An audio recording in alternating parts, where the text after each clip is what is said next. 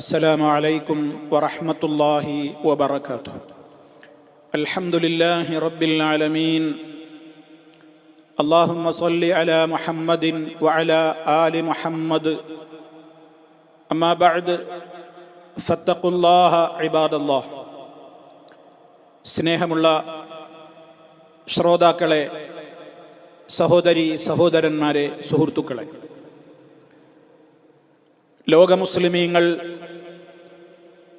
വിശുദ്ധ ഹജ്ജ് കർമ്മത്തിൻ്റെ നിർവഹണാർത്ഥം പുണ്യഭൂമികളിൽ ഒരുങ്ങിക്കൊണ്ടിരിക്കുന്ന ഈ ഒരു സാഹചര്യത്തിൽ ഹജ്ജിന് പോകുവാൻ സാധിച്ചിട്ടില്ലാത്ത ലക്ഷോപലക്ഷം ജനങ്ങൾ ഇന്ന് മറുനാടുകളിലായി ജീവിച്ചു കൊണ്ടിരിക്കുന്നുണ്ട്. ഓരോരുത്തരും പലപ്പോഴും സങ്കടം പങ്കുവെക്കുകയും ചെയ്യാറുണ്ട്. ആ പുണ്യഭൂമി ഒന്ന് പോയി കാണുവാൻ, അവിടെ പോയി ഒന്ന് ഹജ്ജും ഉംറയും നിർവഹിക്കുവാൻ, സൽക്കർമ്മങ്ങൾ ചെയ്യുവാൻ എന്നാണ് ഒരു തൗഫീഖ് ഉണ്ടാവുക എന്ന സങ്കടം. എത്രയെത്ര ലക്ഷക്കണക്കിന് ആളുകളാണ് ഓരോ വർഷവും പോയിക്കൊണ്ടിരിക്കുന്നത്. എനിക്കിതുവരെയും ചെയ്യുവാനുള്ള സാമ്പത്തികമായ കഴിവുണ്ടായില്ലല്ലോ എന്ന പേരിൽ സങ്കടപ്പെടുന്ന പാവപ്പെട്ടവരായ ഒരുപാട് ഫക്കീറുകളായ ദരിദ്രരായ ലക്ഷക്കണക്കിന് ആളുകൾ. ഇങ്ങനെയുള്ള ഒരു സാഹചര്യത്തിൽ നമ്മൾ മനസ്സിലാക്കേണ്ടുന്ന ഒരു കാര്യമാണ് എനിക്ക് എന്നെയും നിങ്ങളെയും ഓർമ്മപ്പെടുത്താനുള്ളത്. നമ്മൾ സങ്കടപ്പെടേണ്ടതില്ല, നിരാശപ്പെടേണ്ടതില്ല. നമ്മുടെ കഴിവും കഴിവുകേടും അറിയാവുന്ന റബ്ബാണല്ലോ പരലോക കോടതിയിൽ നമുക്ക് പ്രതിഫലം നൽകേണ്ടത്. അതുകൊണ്ട് തന്നെ മറ്റു പല കാര്യങ്ങളും നമുക്ക് ചെയ്യാവുന്നവയുണ്ടല്ലോ. ആ കാര്യങ്ങളിലൊക്കെ നമ്മൾ നമ്മുടേതായ നാടുകളിൽ നിന്ന് തന്നെ ഏറെ ശ്രദ്ധ പുലർത്തുകയാണെങ്കിൽ ഹജ്ജിൻ്റെയും ഉംറയുടെയും ഒക്കെ തുല്യമായ പ്രതിഫലം തരാമെന്ന് കാരുണ്യവാനായ അല്ലാഹു സുബ്ഹാനഹു വ തആല അവൻ്റെ റസൂലിലൂടെ നമുക്ക് അറിയിപ്പ് തന്നിട്ടുള്ള കാര്യങ്ങളുണ്ടെങ്കിൽ അതൊക്കെ ഒന്ന് ശ്രദ്ധിച്ചാൽ നമുക്കും പുണ്യങ്ങൾ വാരിക്കൂട്ടാൻ സാധിക്കുമല്ലോ. അതിനെക്കുറിച്ചാണ് ഏതാനും കാര്യങ്ങൾ ഇന്ന് എനിക്ക് എന്നോടും നിങ്ങളോടും പങ്കുവെക്കാനുള്ളത്. സഹോദരങ്ങളെ, ഹജ്ജിൻ്റെ പുണ്യം എത്രത്തോളം എന്ന് പറഞ്ഞാൽ, ഒരാൾ ഹജ്ജ് നിർവഹിച്ച് യഥാർത്ഥമായ രീതിയിൽ ഹജ്ജ് നിർവഹിച്ച് ഒരാൾ മടങ്ങിപ്പോരുമ്പോൾ അവൻ മടങ്ങിപ്പോരുന്നത് അവൻ്റെ മാതാവ് അവനെ പ്രസവിച്ച ആ ഒന്നാമത്തെ ദിനത്തെ പോലെയുള്ള ഹൃദയ പരിശുദ്ധി കൊണ്ടാണ് എന്നാണല്ലോ നബി സല്ലല്ലാഹു അലൈഹി വസല്ലമ ഒരു ഹദീസിലൂടെ പഠിപ്പിച്ചു തന്നത്. അതേപോലെ തന്നെ അൽ ഹജ്ജുൽ മബ്റൂർ ലൈസ ലഹു ജസാഉൻ ഇല്ലൽ ജന്ന, സ്വീകാര്യയോഗ്യമായ ഒരു ഹജ്ജ് സ്വർഗമല്ലാതെ അതിന് പ്രതിഫലമില്ല എന്ന് റസൂൽ സല്ലല്ലാഹു അലൈഹി വസല്ലം പറഞ്ഞു. അപ്പൊ സ്വർഗലബ്ധി ലഭിക്കുന്നു, സ്വർഗാവകാശിയായി മാറുന്നു. നമ്മുടെ ജീവിതത്തിൽ, നമ്മുടെ ഹൃദയത്തിൽ അടിഞ്ഞുകൂടിയിട്ടുള്ള ചെറുതും വലുതുമായ പാപക്കറകളെല്ലാം ശുദ്ധീകരിച്ചുകൊണ്ട് പാപമോചനത്തിന് അർഹരായി വിജയിച്ചു ശുദ്ധീകരണം നേടപ്പെട്ടവരായി നമ്മൾ തിരിച്ചു പോരുന്നു. ഇതാണല്ലോ ഹജ്ജിൻ്റെ മഹത്വമായി പഠിപ്പിച്ചത്. ആ ഒരു മഹത്വം കേൾക്കുമ്പോഴാണ് നമ്മുടെ സങ്കടങ്ങൾ ഇരട്ടിക്കുന്നത്. എനിക്കതിന് കഴിഞ്ഞില്ലല്ലോ, എനിക്കതിന് ഇന്ന് വരെ സാധിച്ചില്ലല്ലോ, എന്താണ് എനിക്കതിനൊരു സാമ്പത്തിക ശേഷി ഇല്ലാതെ പോയല്ലോ എന്നൊക്കെ. അവിടെയാണ് നമ്മൾ മനസ്സിലാക്കേണ്ടത്, നമ്മുടെ മനസ്സിൽ ഹജ്ജിന് പോകാനുള്ള വലിയ താല്പര്യമുണ്ട്, ആവേശമുണ്ട്, നല്ല ഉദ്ദേശമുണ്ട്. പക്ഷേ കയ്യിൽ പണമില്ല. ആ നല്ല ഒരു ഉദ്ദേശം, എനിക്ക് പണമുണ്ടായിരുന്നുവെങ്കിൽ, ധനമുള്ള ആളുകൾ അതുകൊണ്ട് ചെയ്യുന്ന നല്ല നല്ല ഒരുപാട് കാര്യങ്ങളുണ്ടല്ലോ, അതിൽപ്പെട്ടതാണല്ലോ അവർ പലപ്പോഴും ഹജ്ജും ഉംറയും ഒക്കെ ചെയ്തുകൊണ്ടിരിക്കുന്നു. എനിക്ക് പറ്റുന്നില്ലല്ലോ, എനിക്കും ധനമുണ്ടായിരുന്നുവെങ്കിൽ അല്ലാഹുവേ, ഞാനും നിന്റെ ഭവനത്തിൽ എത്തിക്കൊണ്ട് ഈ ഹജ്ജും ഉംറയും ഒക്കെ നിർവഹിക്കുമായിരുന്നു എന്ന ഒരു നല്ല നിയ്യത്ത് നമുക്കുണ്ടെങ്കിൽ സഹോദരങ്ങളെ, അതിനും ഹജ്ജിന്റെ പ്രതിഫലം നമുക്ക് ലഭിക്കും എന്നുള്ള കാര്യത്തിൽ സംശയിക്കേണ്ടതില്ല. ആ നല്ല ഉദ്ദേശമെങ്കിലും ഉണ്ടെങ്കിൽ നമുക്ക് പ്രതിഫലമുണ്ട്. മഹാനായ നബി സല്ലല്ലാഹു അലൈഹി വസല്ലമ ചില കാര്യങ്ങൾ വിശദമായി പറഞ്ഞ ഒരു ഹദീസിൽ അവിടുന്ന് ഇപ്രകാരം പറഞ്ഞു: സമ്പത്തും അതുപോലെ തന്നെ ആ സമ്പത്ത് യഥാർത്ഥമായ നിലക്ക് കൈകാര്യം ചെയ്യുവാനുള്ള ശർഈയായ അറിവും ലഭിച്ചിട്ടുള്ള ഒരാൾ, അയാൾ അത് മുഖേന നല്ല നല്ല കർമ്മങ്ങളിൽ ധാരാളമായി മുന്നേറുമ്പോൾ അയാൾക്ക് വലിയ പ്രതിഫലമാണ് ആ ധനം മുഖേന അല്ലെങ്കിൽ അയാളുടെ അറിവ് മുഖേന അയാൾ നേടിക്കൊണ്ടിരിക്കുന്നത്. അത് പറഞ്ഞിട്ട് നബി സല്ലല്ലാഹു അലൈഹി വസല്ലമ രണ്ടാമതായി പറഞ്ഞു മറ്റൊരടിമ, വഅബ്ദുൻ റസഖഹുല്ലാഹു ഇൽമൻ വലം യർസുഖഹു മാലൻ ഫഹുവ സാദിഖുൻ നിയ്യതി യഖൂലു ലൗ അന്ന ലീ മാലൻ ലഅമിൽതു ബിഅമലി ഫുലാനിൻ ഫഹുവ ബിനിയ്യതിഹി ഫഅജ്റുഹുമാ സവാ. ഇമാം ഇബ്നു മാജയും തിർമിദിയും ഒക്കെ റിപ്പോർട്ട് ചെയ്തിട്ടുള്ള സഹീഹായ ഹദീസാണ്. മറ്റൊരടിമ, ഒരു വ്യക്തി, അയാളുടെ പ്രത്യേകത എന്താണ്? റസഖഹുല്ലാഹു ഇൽമ, അയാൾക്ക് ശർഈയായ അറിവുണ്ട്, മതപരമായി നല്ല നല്ല കാര്യങ്ങൾ ചെയ്യാനുള്ള അറിവും ആ വിധത്തിലുള്ള അതിനെക്കുറിച്ചുള്ള ആഗ്രഹങ്ങളുമൊക്കെയുണ്ട്. പക്ഷേ വലം യർസുഖുഹു മാലൻ, അയാൾക്ക് ധനമില്ല, ഫഖീറാണ്. പണം ചെലവഴിച്ചുകൊണ്ട് നിർവഹിക്കേണ്ടുന്ന ഇബാദത്തുകളൊന്നും നിർവഹിക്കുവാൻ അദ്ദേഹത്തിന്റെ പക്കലില്ല, അദ്ദേഹം ദരിദ്രനാണ്. എന്നാലോ ഫഹുവ സാദിഖുൻ നിയ്യതി, അദ്ദേഹത്തിനാണെങ്കിൽ ഏറ്റവും നല്ല നിലക്ക് ഉദ്ദേശമുണ്ട്, താനും നല്ല ഉദ്ദേശശുദ്ധിയുണ്ട്, നല്ല നീയത്തുണ്ട്, സത്യസന്ധമായ നീയത്തുണ്ട്. എന്താണ് അദ്ദേഹത്തിന്റെ നീയത്ത്? യഖൂലു, അദ്ദേഹം ഇങ്ങനെ മനസ്സിൽ പറയും, ലൗ അന്ന ലീ മാലൻ, ലൗ അന്ന ലീ മാലൻ, എനിക്ക് പണമുണ്ടായിരുന്നുവെങ്കിൽ, എനിക്ക് സമ്പത്തുണ്ടായിരുന്നുവെങ്കിൽ, ലഅമിൽതു ബിഅമലി ഫുലാൻ, ഇന്ന വ്യക്തികളൊക്കെ അവരുടെ സമ്പത്ത് ഉപയോഗപ്പെടുത്തിക്കൊണ്ട് അവർ എത്രയാണ് നല്ല നല്ല കാര്യങ്ങൾ ചെയ്തുകൊണ്ടിരിക്കുന്നത്, അതൊക്കെ ഞാനും ചെയ്യുക തന്നെ ചെയ്യുമായിരുന്നു എന്ന് പറയുന്ന ഒരു മനുഷ്യനെ സംബന്ധിച്ച് അള്ളാഹുവിന്റെ റസൂൽ നമുക്ക് പഠിപ്പിച്ചു തരുകയാണ്, ഫഹുവ ബിനിയ്യതിഹി, ആ വ്യക്തിയുടെ ആ സദുദ്ദേശം കാരണത്താൽ ഫഅജ്റുഹുമാ സവാഉൻ, നേരത്തെ പറഞ്ഞ വ്യക്തിയുണ്ടല്ലോ, നല്ല അറിവുമുണ്ട്, നല്ല സമ്പത്തുമുണ്ട്, അയാളുടെ സമ്പത്ത് കൊണ്ട് ധാരാളം നല്ല നല്ല കാര്യങ്ങൾ പണം ചെലവഴിച്ചുകൊണ്ട് ചെയ്യുന്നു. ആ വ്യക്തിക്ക് ലഭിക്കുന്ന അതേ പ്രതിഫലം ഈ വ്യക്തിക്കും ഇദ്ദേഹത്തിന് ധനമില്ലാത്തത് കൊണ്ടല്ലേ, പക്ഷേ അതേ സദുദ്ദേശം അദ്ദേഹത്തിനുണ്ട്. അത് കാരണമായി അവർക്ക് തുല്യ പ്രതിഫലമാണ് ലഭിക്കുക എന്ന് മഹാനായ റസൂലുള്ളാഹി സ്വല്ലല്ലാഹു അലൈഹി വസല്ലം പറയുന്നു. സഹോദരങ്ങളെ, ഇതാണ് നമ്മൾ ഈ ഘട്ടത്തിൽ അറിഞ്ഞിരിക്കേണ്ട പ്രധാനപ്പെട്ട ഒരു കാര്യം. നമുക്ക് നല്ല ഒരു ഉദ്ദേശമുണ്ട്, നമുക്കതിന് കഴിയാത്തത് കൊണ്ടാണ്. പൊതുവിൽ ഒരു തത്വമുണ്ട്, അടിസ്ഥാനപരമായി നമ്മൾ അറിഞ്ഞിരിക്കേണ്ടുന്ന ഒരു തത്വമുണ്ട്, അൽ മഅ്സൂറു മഅ്ജൂറുൻ. ഒരു കർമ്മം ചെയ്യുവാനുള്ള ആഗ്രഹം ഒരാൾക്കുണ്ട്, പക്ഷേ അയാൾക്കത് ചെയ്യാൻ ചില തടസ്സങ്ങളുണ്ട്. അത് അയാൾ വരുത്തി വെച്ച തടസ്സമല്ല, അയാളുടെ ഭാഗത്ത് നിന്നല്ലാത്ത തടസ്സങ്ങൾ ഒരാൾക്ക് നേരിട്ടാൽ അതാണ് മഅ്സൂർ. അയാൾക്ക് ഉദ്റുണ്ടെങ്കിൽ അയാളെ സംബന്ധിച്ചിടത്തോളം മഅ്ജൂറുൻ, ആ സൽക്കർമ്മം ചെയ്ത പ്രതിഫലം നേടിയ വ്യക്തിയാണ് എന്നതാണ് തത്വം.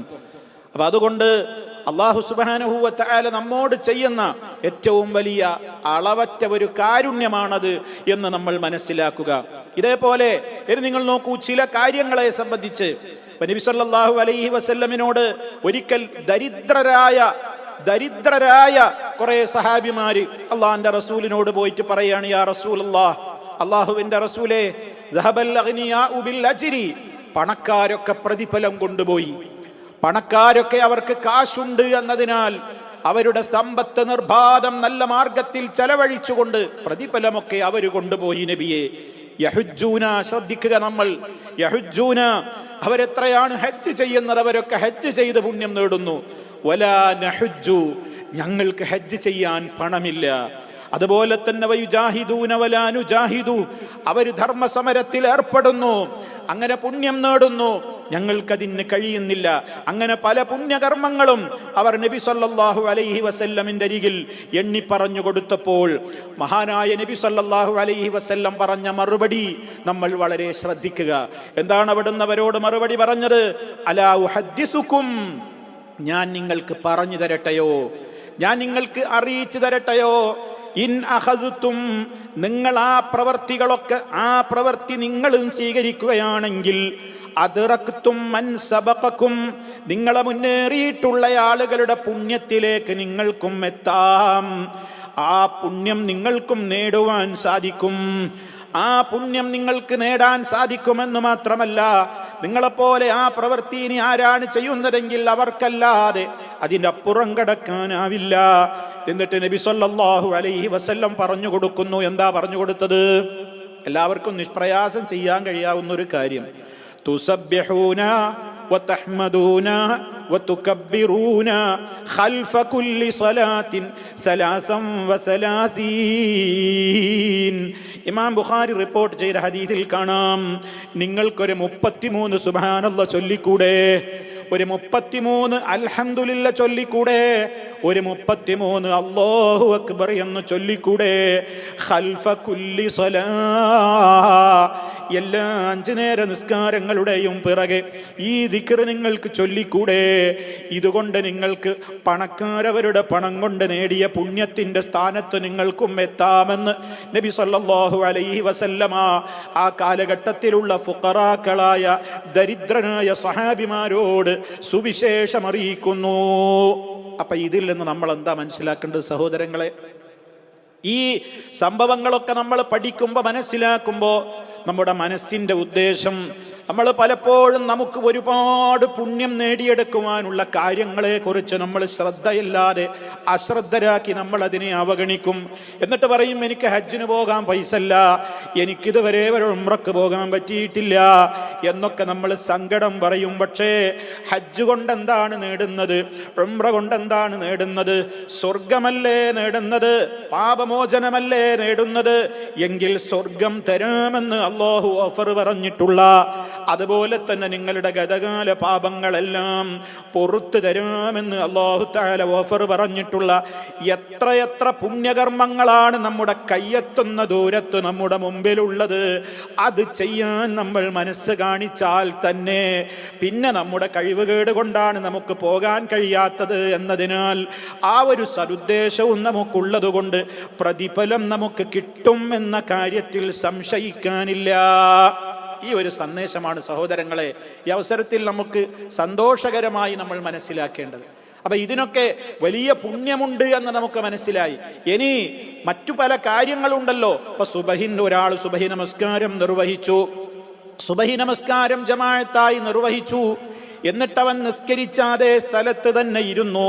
ചില ഹദീസുകളിൽ നമുക്ക് കാണാമല്ലോ, മൻ സ്വല്ലൽ ഗദാത ഫീ ജമാഅത്തിൻ, ആരെങ്കിലും ജമാഅത്തായി കൊണ്ട് സുബഹി നമസ്കാരം നിർവഹിച്ചു, എന്നിട്ടവൻ സൂര്യോദയം വരെ അവിടെ തന്നെ അവൻ ഇങ്ങനെ ഇരിക്കുകയാണ്, അല്ലാഹുവിനെ ഓർക്കുന്നു, ഖുർആൻ ഓതുന്നു, ദിക്ർ ചൊല്ലുന്നു, ദുആ ചെയ്യുന്നു, അങ്ങനെയുള്ള നല്ല നല്ല കാര്യങ്ങൾ ചെയ്ത് അങ്ങനെ ശുറൂഖ് സൂര്യോദയത്തിന്റെ സമയം കഴിഞ്ഞ് ഒരു 10-15 മിനിറ്റ് വെയിറ്റ് ചെയ്തിട്ട് അവൻ 2 റക്അത്ത് നിസ്കരിക്കുകയും ചെയ്താൽ അവൻ ഒരു ഹജ്ജും ഉംറയും ചെയ്ത പ്രതിഫലം ഉണ്ടെന്ന് ചില റിപ്പോർട്ടുകളിൽ ഉണ്ടല്ലോ. അതിന്റെ സനദിനെ കുറിച്ച് അഭിപ്രായ വ്യത്യാസങ്ങൾ പണ്ഡിത ലോകത്തുണ്ടെങ്കിലും എന്തായിരുന്നാലും വലിയ മഹത്വമുള്ള ഒരു കാര്യമാണല്ലോ. നബി സല്ലല്ലാഹു അലൈഹി വസല്ലമ ഫജ്ർ നിസ്കാരം കഴിഞ്ഞ് സൂര്യോദയം വരെ നിസ്കരിച്ച സ്ഥലത്ത് നിന്ന് എഴുന്നേൽക്കാറില്ല എന്ന് സഹിഹായ ഹദീസിൽ മുസ്ലിമിൽ വേറെ തന്നെയും ഉണ്ടല്ലോ. അപ്പൊ ഇത്രത്തോളം മഹത്വമുള്ള കാര്യങ്ങൾ നമ്മൾ എന്ത് ചെയ്യുന്നു? അവഗണിക്കുന്നു. നമുക്കതിന് താല്പര്യമില്ല, നമ്മളത് ചെയ്യുന്നില്ല. അത്ര വലിയ പുണ്യമുള്ള കാര്യങ്ങളൊക്കെയുണ്ട്. എപ്പോഴും ചെയ്യാനായില്ലെങ്കിലും നമ്മുടെ ജീവിതത്തിൽ നമുക്ക് സുബഹിക്ക് ശേഷം നമുക്ക് ഡ്യൂട്ടിക്ക് പോകേണ്ടവരുണ്ടാകും, തൊഴിലുള്ള ആളുകളുണ്ടാകും, മറ്റ് തിരക്കുകളുള്ളവരുണ്ടാകും. എന്നാലും നമ്മളൊന്ന് ശ്രദ്ധിച്ചാൽ ആഴ്ചയിൽ ഒരിക്കലെങ്കിലും ഈ ഒരു രീതിയിൽ ഒന്ന് ചെയ്യാൻ നമ്മളൊന്ന് മനസ്സ് വെച്ചാൽ എത്ര വലിയ രൂപത്തിലുള്ള പ്രതിഫലമാ ലഭിക്കുന്നത്. അതിൻ്റെ അർത്ഥം ഇത് ചെയ്താൽ പിന്നെ ഹജ്ജിൻ്റെ കടമ വീടി ഉംറയുടെ കടമ വീടി എന്നാരും ധരിക്കരുത്. അങ്ങനെ ഹജ്ജിൻ്റെയോ ഉംറയുടെയോ സമാനമായ പ്രതിഫലമുണ്ട് എന്ന് ഏതെങ്കിലും കർമ്മങ്ങളെ സംബന്ധിച്ച് ഹദീസുകളിൽ പറയപ്പെടുമ്പോൾ നമ്മളാരും തെറ്റിദ്ധരിക്കരുത്. എന്നാൽ പിന്നെ അത് ചെയ്താൽ മതിയല്ലോ, എന്തിനാ ഇത്ര ചെലവഴിച്ച് ഹജ്ജിന് പോകുന്നത്? അവിടെ നമ്മളൊരു തത്വം മനസ്സിലാക്കണം. അതെന്താ തത്വം? അൽ മുശാബഹത്തു ഫിൽ ജസാഇ ലാ ഫിൽ ഇജ്സാഇ എന്ന് പണ്ഡിതന്മാർ പറഞ്ഞിട്ടുണ്ട്. അവിടെയൊക്കെ ആ താരതമ്യം ഏതിലാണ്? പ്രതിഫലത്തിന്റെ കാര്യത്തിലാണ്, അതല്ലാതെ ബാധ്യതയുടെ കാര്യത്തിലല്ല. ഹജ്ജും ഉംറയും ഒരാൾക്ക് നിർബന്ധമായി കഴിഞ്ഞാൽ അയാൾ ഹജ്ജും ഉംറയും ചെയ്യുന്ന വേണം, അല്ലെങ്കിൽ അയാളുടെ ബാധ്യത വിടൂല. അതേ അവസരത്തിൽ ഇത്തരത്തിലുള്ള കർമ്മങ്ങൾക്കൊക്കെ എന്താ പറഞ്ഞത്? അതിനൊക്കെ വലിയ പ്രതിഫലം, അതിൻ്റെതായ മഹത്വം അവന് ലഭ്യമാകും എന്നുള്ളതാണ്. അങ്ങനെ ധാരാളം കാര്യങ്ങളെക്കുറിച്ച് പറഞ്ഞിട്ടുണ്ടല്ലോ ഹദീസുകളിൽ. പല വിഷയങ്ങൾ ചെയ്താൽ ഇന്ന ഇന്ന കാര്യങ്ങൾക്ക് സമാനമാണ് എന്നൊക്കെ കാണുമ്പോൾ നമ്മൾ ആരും വിചാരിക്കരുത് എങ്കിൽ അതിന് പകരമുള്ള പണിയാണിത് എന്ന്. അല്ല, അത് ചെയ്യേണ്ടത് അത് തന്നെ ചെയ്യണം. എന്നാൽ തത്തുല്യമായ പ്രതിഫലം നമുക്ക് ലഭ്യമാകുമല്ലോ സാധ്യമാകാത്തവർക്കും എന്നുള്ള ഒരു സന്തോഷ വാർത്ത സഹോദരങ്ങളെ ഇതിലൊക്കെ അടങ്ങിയിട്ടുണ്ടല്ലോ. ജമാഅത്തിന് നേരത്തെ തന്നെ ഒരാളുടെ വീട്ടിൽ നിന്ന് ഉളുവോടുകൂടി ഫർദ് നിസ്കാരത്തെ ഉദ്ദേശിച്ചുകൊണ്ട് പള്ളിയിലേക്ക് പുറപ്പെടുമ്പോൾ ചില റിപ്പോർട്ടുകളിലൊക്കെ അജ്റിൽ ഹാജിൽ മുഹരിം, ഹജ്ജിന് വേണ്ടി എഹ്റാം ചെയ്ത ഹാജിയെ പോലെ എന്നൊക്കെ പറയുന്നുണ്ടല്ലോ. അത്രത്തോളം മഹത്വം അതിനില്ലേ? അത് നമുക്ക് ചെയ്തുകൂടെ? ജമാഅത്തിന് കൃത്യമായി സമയത്തെത്തിക്കൂടെ? ഇങ്ങനെ എന്തെല്ലാം നമുക്ക് ചെയ്യാം സഹോദരങ്ങളെ. രാവിലെ എഴുന്നേറ്റത് മുതൽ രാത്രി കിടക്കുന്നത് വരെ നമ്മുടെ കയ്യെത്തുന്ന ദൂരത്ത് നിഷ്പ്രയാസം നമുക്ക് ചെയ്യാവുന്ന നൂറുകണക്കിന് വലിയ വലിയ മഹത്വങ്ങൾ. അത് പാപമോചനം ലഭ്യമാകുമെന്ന് പറയപ്പെട്ടവയുണ്ട്, സ്വർഗം ലഭിക്കുമെന്ന് പറയപ്പെട്ടവയുണ്ട്. അതൊക്കെ അങ്ങ് അവഗണിച്ചിട്ട് എനിക്ക് ഹജ്ജിന് പോകാൻ പൈസല്ലോ, ഉംറക്ക് പോകാൻ പൈസല്ലോ, ഇന്ന് വരെ ഞാൻ പോയില്ലല്ലോ, എത്ര ആൾക്കാരാ പോകുന്നത് എന്ന സങ്കടത്തിന് അർത്ഥമില്ല. അതുകൊണ്ട് ഇതൊക്കെ നമ്മുടെ കയ്യെത്തുന്ന ദൂരത്ത് നമുക്ക് നിഷ്പ്രയാസം നിർവഹിക്കാവുന്ന കാര്യങ്ങളിൽ നമ്മൾ സജീവമായ ജാഗ്രതയും ശ്രദ്ധയും പുലർത്തിക്കൊണ്ട് അള്ളാഹുവിൻ്റെ അടുക്കൽ സ്വർഗത്തിന് അവകാശികളാകുവാൻ, നരകവിമോചനത്തിന് അർഹത നേടുവാൻ നമ്മളൊക്കെ പരിശ്രമിക്കണം. മാതാപിതാക്കളെ നോക്കൽ, അവരെ പരിപാലിക്കൽ അള്ളാഹുവിൻ്റെ മാർഗത്തിലുള്ള ജിഹാദിനേക്കാളും അപ്പുറം എന്ന് പഠിപ്പിക്കപ്പെട്ട കാര്യമല്ലേ?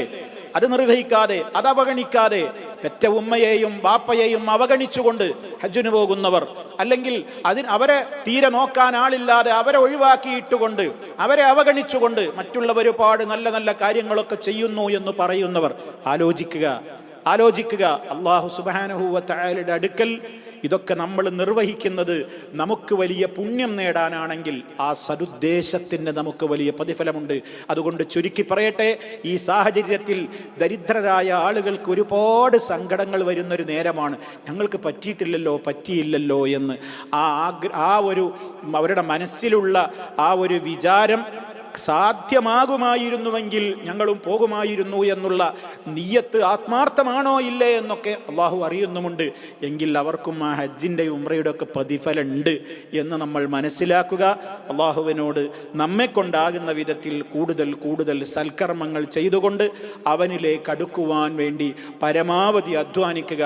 നമുക്ക് അള്ളാഹു സുബ്ഹാനഹു വ തആല എല്ലാ അർത്ഥത്തിലും സൽക്കർമ്മങ്ങളിൽ ആവേശപൂർവ്വം മുന്നേറുവാനുള്ള തൗഫീഖും സന്മനസ്സും പ്രദാനം ചെയ്യുമാറാകട്ടെ. നമ്മുടെ ജീവിതത്തിൽ സംഭവിച്ചിട്ടുള്ള ചെറുതും വലുതുമായ സർവ്വ പാപങ്ങളും അള്ളാഹു അവൻ്റെ പ്രത്യേകമായ ഫദ്ല് കൊണ്ട് വിട്ടുപുറത്ത് മാപ്പ് നൽകി നമ്മെ ഏവരെയും ശുദ്ധീകരിക്കുകയും അനുഗ്രഹിക്കുകയും ചെയ്യുമാറാകട്ടെ. അല്ലാഹുമ്മ ആതി അൻഫുസനാ തഖ്വാഹ വസക്കിഹ അൻത ഖൈറു മൻ സക്കാഹ അൻത വലിയുഹ വമൗലാഹ. اللهم صل على محمد وعلى آل محمد والحمد لله رب العالمين والسلام عليكم ورحمة الله وبركاته.